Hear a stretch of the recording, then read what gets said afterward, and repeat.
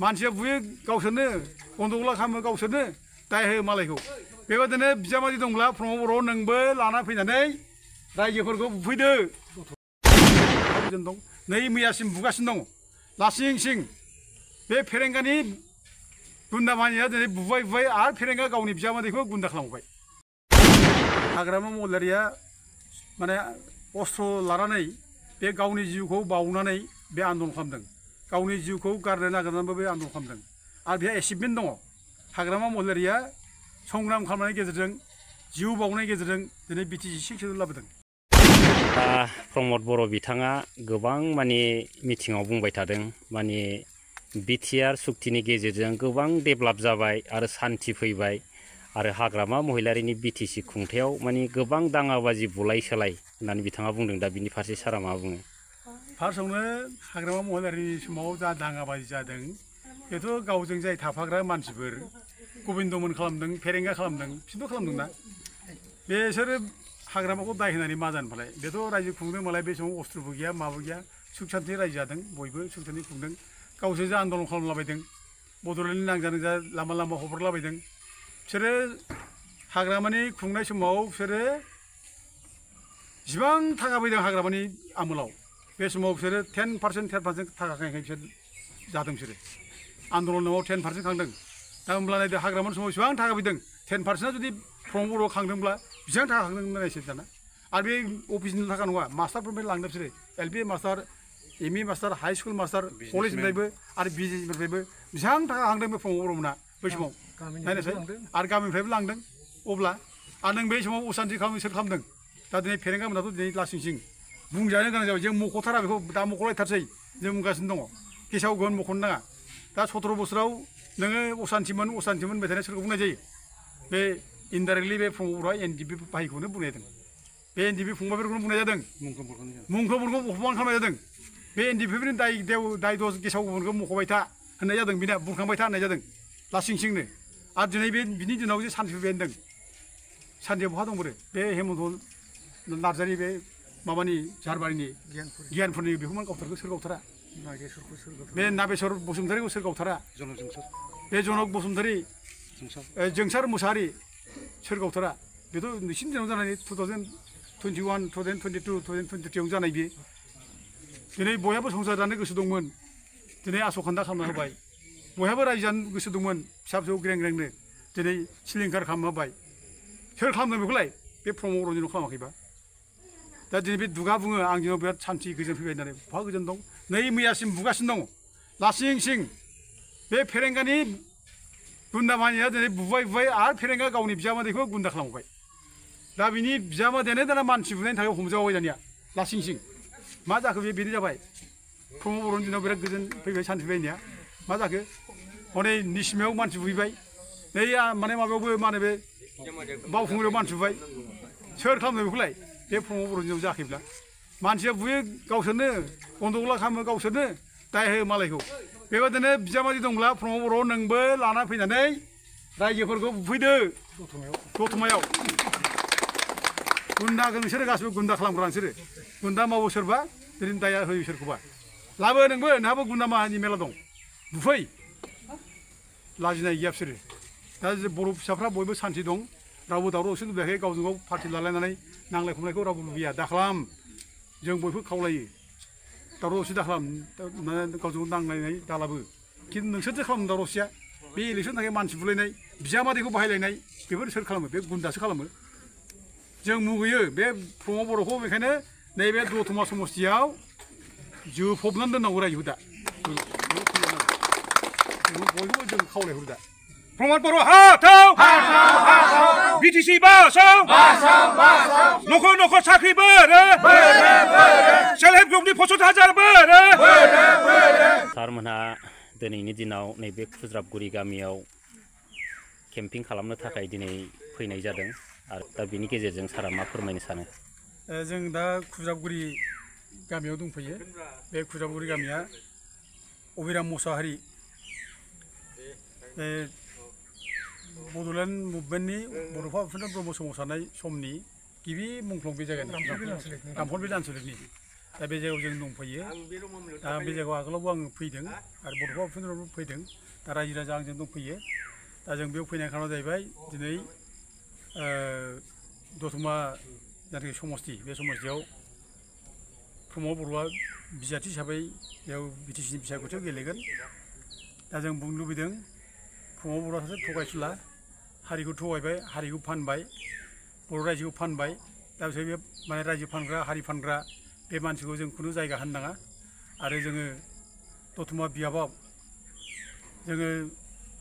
रायजो फानग्रा बेबायदि मानसिखौ जों जायगा होनानै जोङो जायगा माने आरोबाव जोङो थगायसुलाखौ जों सनमान होनो नाङा बे हिसाबै दतमा बियाबनिफ्राय जोङो दिनै बेखौ सिक्षा होनांगौ जों बयबो बेखौ बुंनांगौ बे गनाय नङा बेहा राहा गैया बेखौ बयबो सिनायखाबाय बे जे थगायसुला बे नंखाय बुंग्रा नंखाय माने बाथ्रा फोलाग्रा बेखौ बयबो बुजिखाबाय दिनै बे सानदों जे बड'फा उपेन्द्रनाथ ब्रह्मनि जायगायाव फैनानै बड'फाखौ खुलुमनानै बेयाव बियो भट मोनगोन बे सानदों खिन्थु दिनै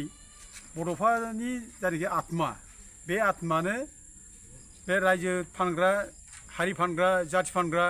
बेखौ साजा होनो थाखाय गावनि जायगायाव लाबोदों जोंहा दायित्व दं बे जायगानि आइ आफा रायजो राजाफ्रा बयबो दिनै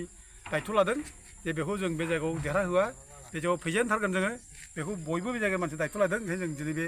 रायजो राजा आइ आफा लिंहरनायखाय जों खुजागुरि जायगायाव दिनै फैनानै जोङो रायजोफोरखौ बुंफैदों जाहाथे फैगौ इलेक्सनाव जाहाथे रावबो प्रमद बर'नो भट होआ आरो बेखौ जेरैखिजाया बे जायगानिफ्राय जोङो फेजेननो हायो जों बे जायगानि मानसिखौ बेखौनो खावलायनो फैदों थांनाय माखासे समनि सिगां खाम्फा बरगयारि बिथाङा बुंदोंमोन बिटिसि मानि सोरगो रायजो आरो बिटिआर मानि नोरोग रायजो दा दिनै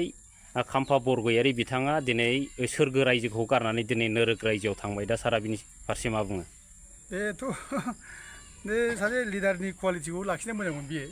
लिडारनि कुवालिटिया बिदि जाया दफा मफा गावनो एखमबा बुंबाय बिटिसिया बिराद मोजां एखमबा बुंबाय बिटिआरआ माने नरक होनना बुंबाय दा बे माने खोथा लाखिनो रोङै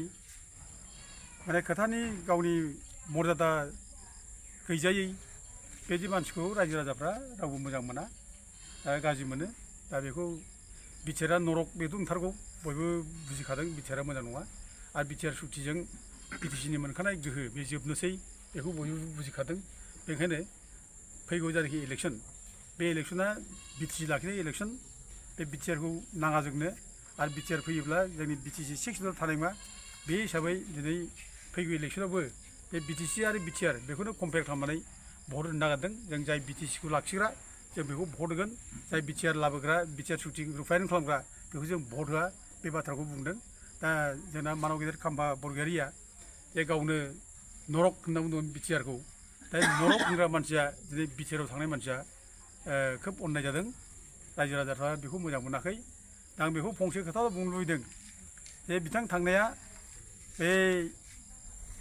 माने हाग्रामा महिलारिखौ बिट्रि खालामनाय जादों एफा गिदिर संग्राम खालामबाय बिसोरो एफा गिदिर माने गोहो लाबबाय बिटिसि 6 लाबबाय बेबायदि रायजो बुंनो थांब्ला बेबायदि साबसिन रायजो जों माने 6 बादि ट्राइबेलफोरनि एरेन्जमेन्ट गैया आरोखि दा ट्राइबेलफोरनि थाखाय फार्स्ट एरेन्जमेन्टआनो 6 बे 6 लाबोनायाव बे सासे हिर'मोन हाग्रामाजों लोगोसे एफा गिदिर नाम गोनां मानसिया एफा गिदिर सनमान गोनां मानसिया जारिमिनाव लिरजानाय बेबायदि मानसिया दिनै एखे नरकआव थांनानै गावसे माने मानसिफोरजों रायजानाय गाज्रि मोननाय जाबाय बे आं बे खेथ्रआव बेखौल' बुंनो लुबैदों जे बिपदनि टाइमाव जाय मानसिया लोगो बेसो आसल लोगो a friend in need is a friend in deed होनना बुंदों आरोखि हाग्रामा महिलारिजों बे लोगो लाफानानै बे मावफुंनांगौमोन बिटिसिखौनो मोजां गाबथारनांगौमोन मावफुंनांगौमोन खिन्थु बे समाव जे खारखोमानानै बे बिटिआर नरकखौनो मावनो थांबाय बे ओमफ्राय मुगैथावसिन जेबो जायाखिसै दा आं फंसे बाथ्रा बुंलुबैदों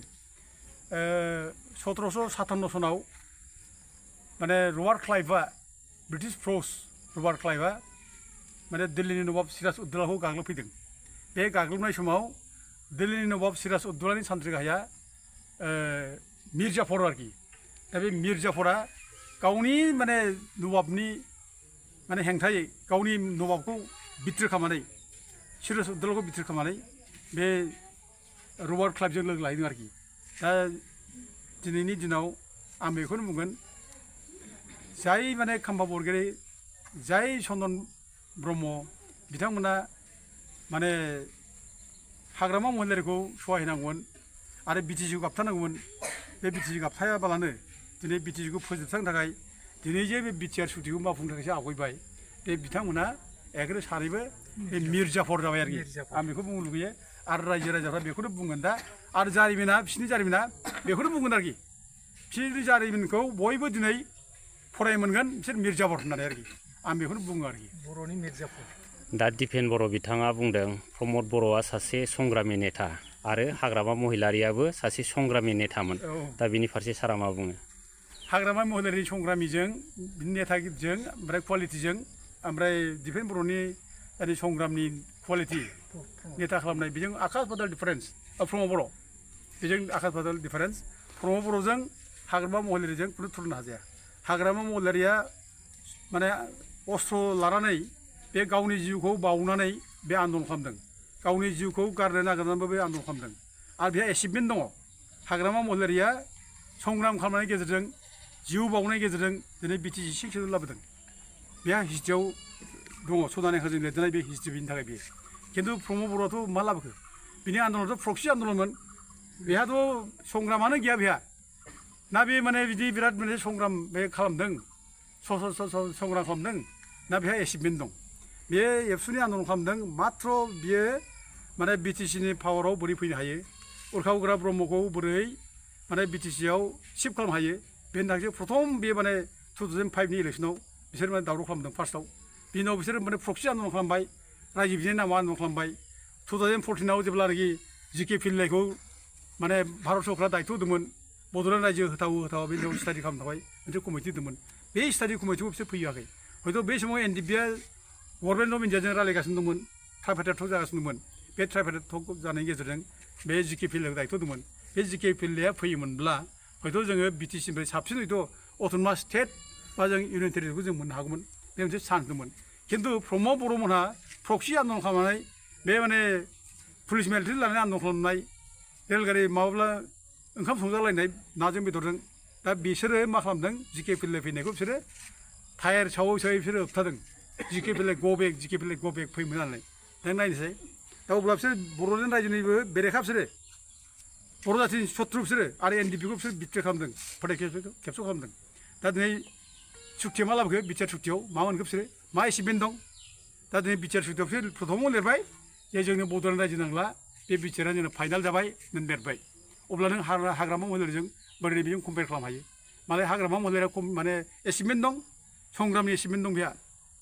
नोंहाथ' प्रमद बर'आथ' जेबो एचिभमेन्ट गैया बे रायजो नाङा होननानै लिरनानै लाबोबाय नोङो बिटिसिनिफ्राय गामि दानख'नायनि नोङो सुक्ति लिरनानै लाबोबाय माने बिटिसिनि पावारखौ डिसिनो हरनांगौ होननानै लिरनानै लाना फैबाय बिटिसिनि नोङो 60टा माने समस्ति खालामनानै नोङो 6टाल' माने रिजार्भेसन खालामनो नागिरबाय बेफोर जिनिसा बेसेबां अननाय